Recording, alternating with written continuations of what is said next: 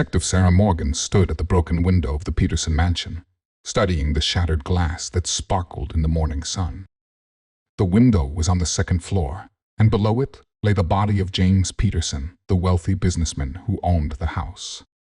"It looks simple enough," said Officer Davis, who stood beside her. "Mr. Peterson fell through the window last night. Probably an accident." Sarah shook her head. "Nothing is ever that simple, Davis." She pointed to the glass pieces. "Look carefully. Most of the glass fell outside the house, not inside. If he had fallen through the window, most of the glass would be inside." The officer's eyes widened. "So someone pushed him?" "Or something else happened," Sarah replied. "Let's talk to the family." Inside the mansion's large living room, 3 people waited: Mary Peterson, the victim's wife, Tom Peterson, his son, and Linda Carter, the housekeeper. All of them had been in the house last night. "Mrs. Peterson," Sarah began, "please tell me what happened last night." Mary Peterson dabbed her eyes with a tissue. "James was working late in his study, as usual. I went to bed at 10:00 p.m. The noise woke me up around midnight, that terrible crash. When I ran to his study, the window was broken, and he was... She started crying again. "I heard the noise too," Tom said quickly. "I was in my room, playing video games. But by the time I got there, Mom was already screaming." Linda, the housekeeper, spoke next. "I was cleaning the kitchen downstairs. I heard Mr. Peterson arguing with someone earlier, around 11:30 p.m. Sarah's interest peaked. "Arguing? With whom?" "I couldn't tell," Linda replied, "but he sounded very angry." Sarah walked back to the study. Something wasn't adding up. She examined the desk carefully. James Peterson's laptop was open, showing his email. A coffee cup sat beside it, half full. There was a small safe in the corner, its door slightly open. In the wastebasket, she found a crumpled paper. "Smoothing it out," she read. "I know what you did. Pay me $500,000, or everyone will know. Midnight tonight." Now things were getting clearer. She checked the safe empty. Sarah called everyone back to the study.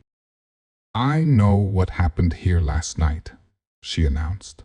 "This wasn't an accident, and it wasn't a simple murder. It was staged to look like both." The 3 suspects looked at each other nervously. "Mr. Peterson received a blackmail note," Sarah continued, holding up the crumpled paper. "Someone knew a secret about him and demanded money. The argument Linda heard wasn't with the blackmailer. It was with someone in this room, someone who discovered what Mr. Peterson was planning to do." Tom shifted uncomfortably. Mary gripped her tissue tighter. Linda stared at the floor. The killer knew Mr. Peterson was going to pay the blackmailer at midnight. But they couldn't let that happen. The secret was too valuable. So they confronted him. There was a fight. Mr. Peterson was pushed toward the window, but he didn't fall through it. No, he was killed here in the study first, then pushed through the window to make it look like an accident. "That's crazy," Tom burst out. "You can't prove any of this."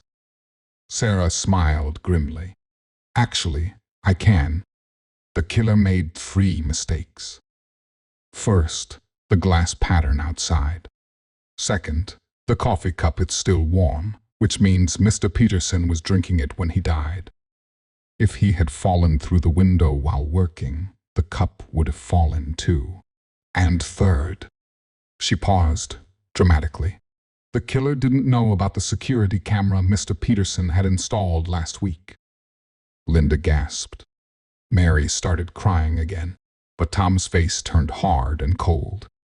"He was going to ruin everything," Tom said quietly. "I found the blackmail note. I knew he was going to pay. But if he paid, The blackmailer would still have the proof that Dad had been stealing from his own company for years. Once that came out, our family would lose everything, the money, the house, my inheritance. I couldn't let that happen. So you confronted him, Sarah finished.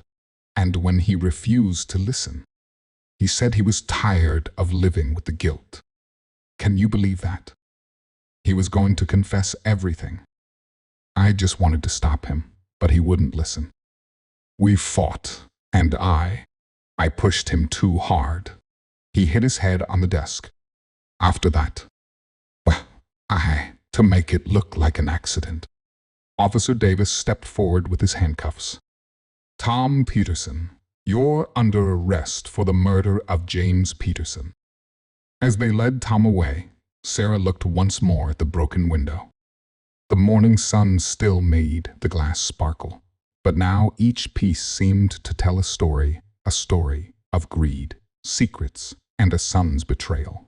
Sometimes, she thought, the simplest-looking cases held the most complex truths. And sometimes, a broken window could tell a tale that changed lives forever.